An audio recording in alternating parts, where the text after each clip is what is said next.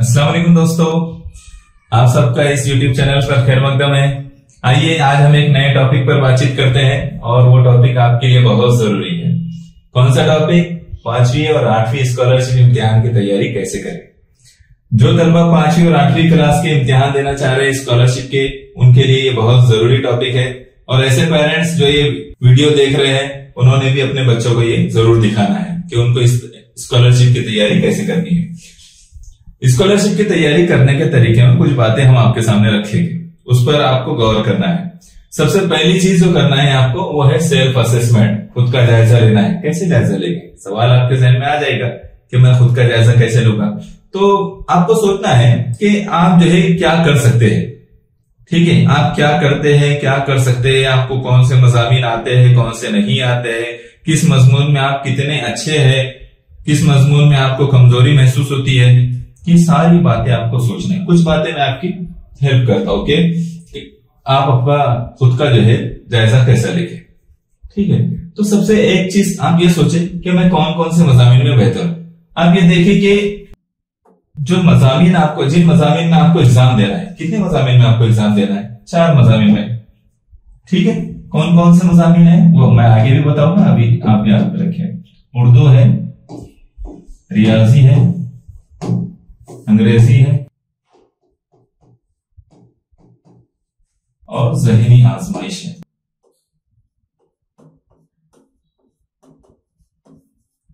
तो आप इस पर गौर करें कि इनमें से मैं किस मजमून में जो है स्ट्रांग हूं और किस में मुझे मजीद मेहनत की जरूरत है। तो आप उसका ओवरऑल में जायजा लेने की कोशिश कीजिए। जितना कम वक्त में होगा उतना भी ठीक है।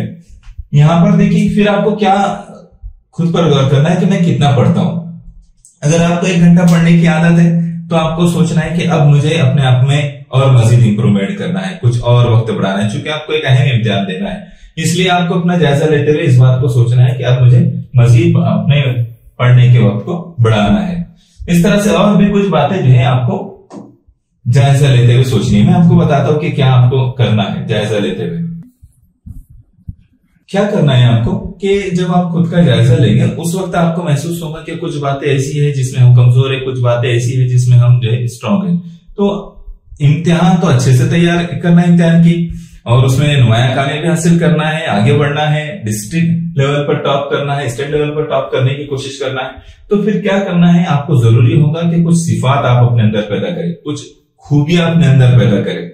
जाहिर सी बात है, तब्दीली से तरक्की मुमकिन है और आगे बढ़ना उसी से मुमकिन है। तो आप क्या करें, मैं आपको कुछ बातें बताता हूँ, बहुत शॉर्ट में बताऊंगा कि कौन सी सिफात आपको पैदा करना है। तो सबसे पहली जो सिफत है वो उमंग और ख्वाहिश है।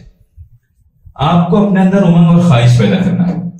ये उमंग और ख्वाहिश कैसे पैदा होगी कि आपको ये सोचना है कि मुझे एनी हाउ, किसी भी हालत में मुझे जो है इस इम्तिहान को पास करना है, मुझे आगे बढ़ना है, मुझे इन चारों सब्जेक्ट में अपने आप को स्ट्रांग बनाना है।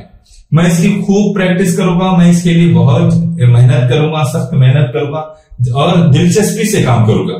ऐसा नहीं होगा कि मेरे टीचर मुझ पर फोर्स करेंगे तो मैं करूंगा और वालिदैन फोर्स करेंगे तो मैं करूंगा, ऐसा नहीं होगा। बल्कि मैं खुद की दिलचस्पी से करूंगा, खुद की ख्वाहिश से करूंगा, ज्यादा मेहनत करूंगा। जब आप उमंग और ख्वाहिश अपने अंदर पैदा करेंगे, उसके साथ साथ आपको अपनी दिलचस्पी बढ़ाना पड़ेगी। दिलचस्पी जैसे ही आपकी बढ़ेगी, आपको डिवोट करना पड़ेगा, कुछ वक्त इसके लिए निकालना पड़ेगा।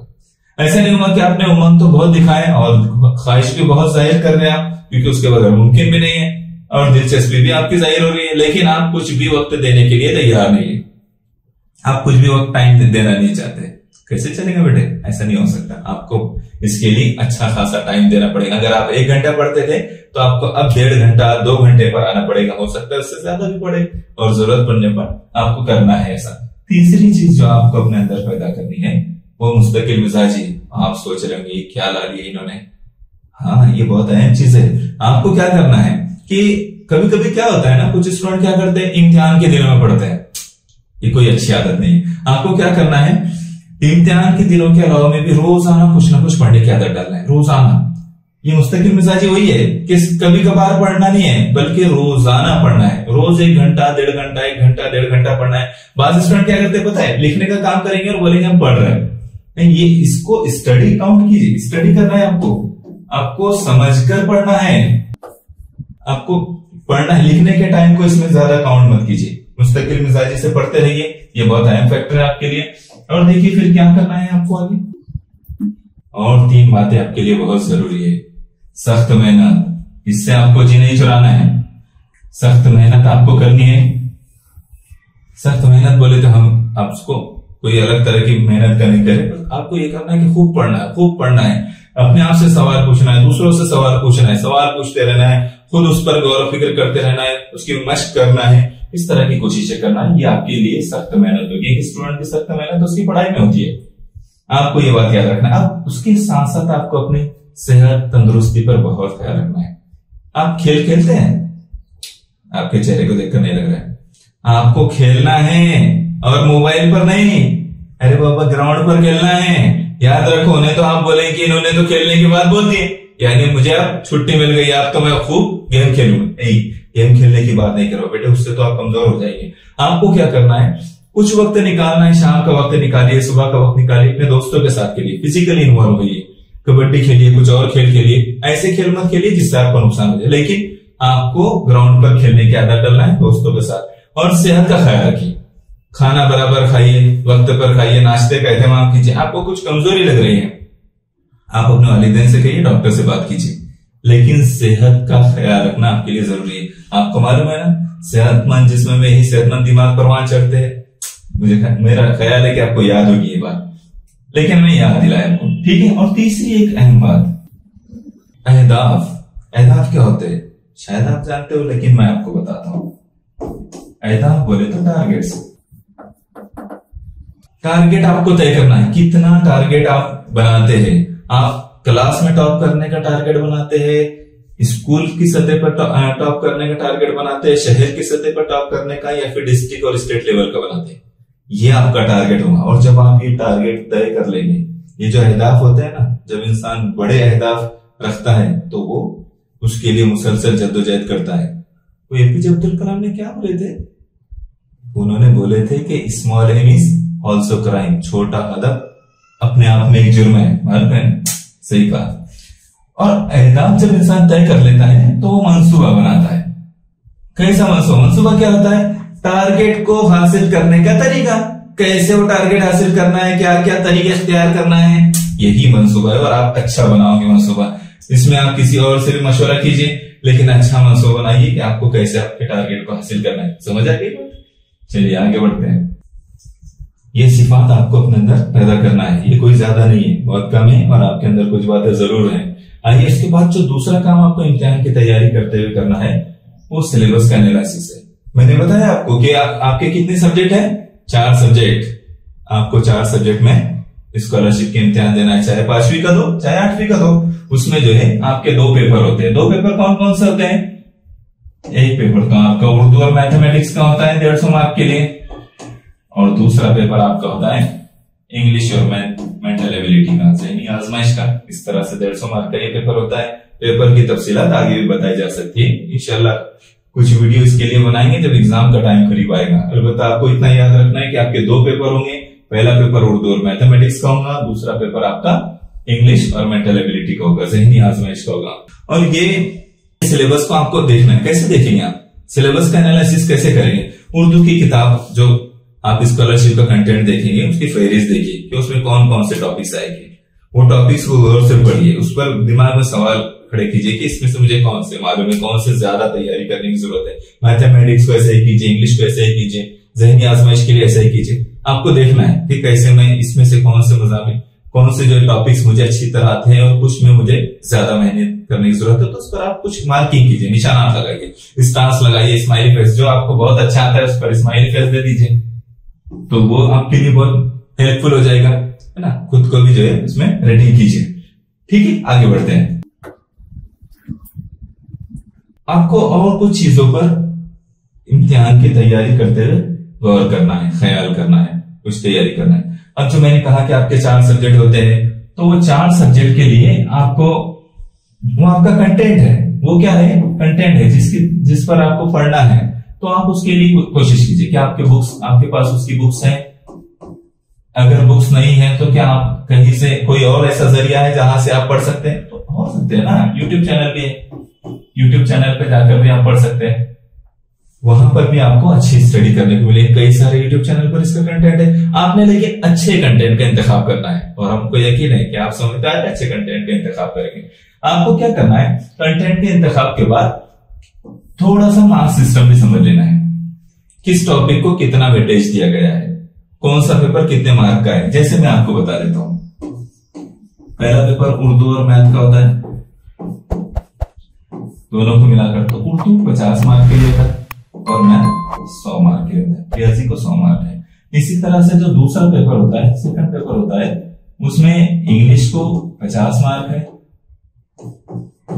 और मेंटल एबिलिटी को 100 मार्क है। तो आपको इसका अंदाजा लगाना है, फिर उस पर से आप अपनी तैयारी बेहतर तरीके से कर सकते हैं। किसको कितना टाइम देना है ये आप आसानी से समझ जाएंगे। ठीक है, हम आगे बढ़ते हैं। हाँ, और ये जो दिखाई दे रहा है ये बहुत अहम चीज है।